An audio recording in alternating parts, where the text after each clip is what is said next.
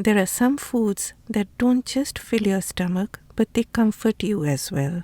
Today we are making a Bengali style light chicken jhol, the kind of food which is so comforting when you're feeling tired, sick, or you can even make this for someone who is feeling unwell. Jhol in Bengali is a light broth. So this is a very light chicken curry with potatoes and vegetables, and there is a minimum use of spices, and it is like comfort in a bowl. Namaskar and welcome to Curries with Bombi. Let me first show you the veggies that I used.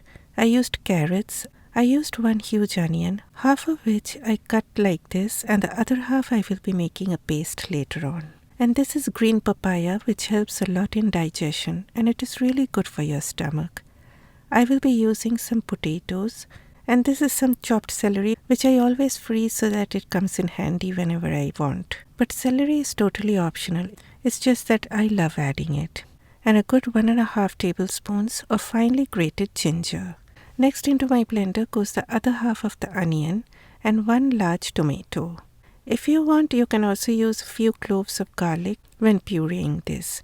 I personally do not like adding garlic to this recipe. Now, though I am using a pressure cooker, you can use a regular pot, no worries. Heat 4 tablespoons of oil. Once the oil turns hot, lower the heat to low and add a dry bay leaf, 4 green cardamoms, and a small cinnamon stick. Give a brief stir, and then comes the most important ingredient for this recipe, that is panch phoron. Panch phoron, I call it as Bengali 5 spices. It comprises of 5 aromatic whole spices, which you can make at home, and I have a video on it as well. You can also use store-bought panch phoron.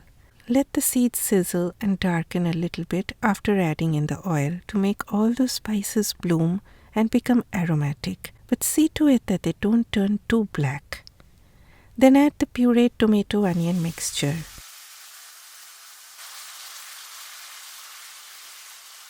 Add the celery and ginger and stir for a minute. Next, the chicken goes in. Now my friends, please try using chicken on bones for this recipe.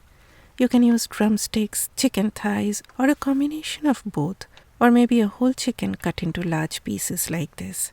But the bones will bring in all that flavor, and it will be nourishing as well. Next, add a teaspoon of turmeric powder. And though I added a teaspoon of Kashmiri chilli powder, it is totally optional. And half a teaspoon of ground black pepper. Just give a brief mix, add salt, and then add all the veggies. You can use any vegetable of your choice. Do not have to stick to what I used. Add a good amount of hot water, like 2 to 3 cups, because this will be a light gravy. And adjust the consistency of the gravy according to your preference. If you are cooking in a pot, cover it and simmer over low heat. Give a stir from time to time and add more hot water if you see the gravy is drying up. If using a pressure cooker, bring it up to full pressure on high heat. Then lower the heat to low and cook for 15 minutes. After 15 minutes, switch off the heat and allow all the pressure to go down naturally.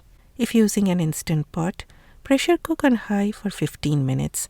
After all the pressure has been released naturally, open the lid of your cooker.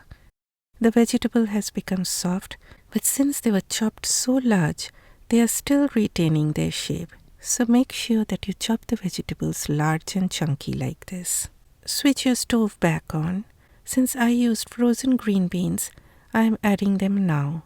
If you use fresh green beans, you can add them along with the other veggies in the beginning and skip this step altogether.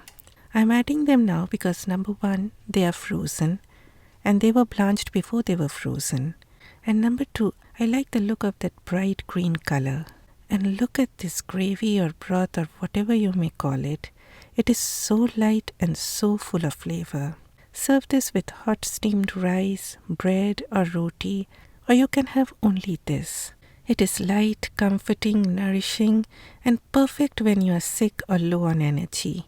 Whether you are making this for yourself or someone you care about, this is a bowl of pure comfort, and it's one of the nicest things you can cook for someone who needs a little bit of care.